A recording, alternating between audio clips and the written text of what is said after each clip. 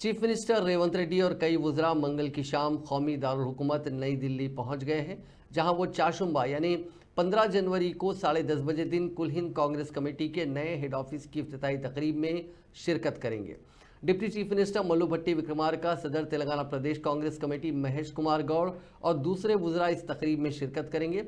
ज़राए के मुताबिक AICC के नए हेडक्वार्टर्स की इफ्तिताही तकरीब में शिरकत के बाद तवक्को है कि चीफ मिनिस्टर और सदर तेलंगाना प्रदेश कांग्रेस कमेटी AICC के सीनियर कायदीन बशमुल मल्लिकार्जुन खड़गे और राहुल गांधी से भी मुलाकात करते हुए काबीना में मुमकिना तौसी के मसले पर वसीतर तबादला ख्याल करेंगे।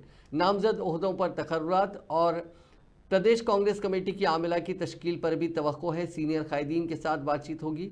ज़राए ने बताया कि चीफ मिनिस्टर रेवंत रेड्डी दिल्ली में अपनी मौजूदगी का फ़ायदा उठाते हुए मुख्तलिफ मरकज़ी वुज़रा से मुलाकातें भी करते हुए तेलंगाना के लिए मुख्तलिफ तरक्याती प्रोजेक्ट्स के लिए फ़ंड्स की इजराई पर नुमाइंदगियाँ करेंगे।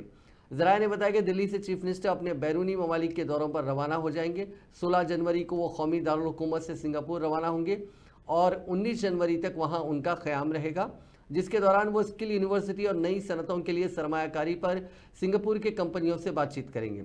वो 20 से 22 जनवरी स्विट्ज़रलैंड के डावोस का दौरा करेंगे और वर्ल्ड इकोनॉमिक फोरम के इजलास में भी शिरकत करेंगे। वज़ीर इंफॉर्मेशन टेक्नोलॉजी D श्रीधर बाबू और दूसरे चंद ओहदेदार चीफ मिनिस्टर के दौरे में साथ रहेंगे।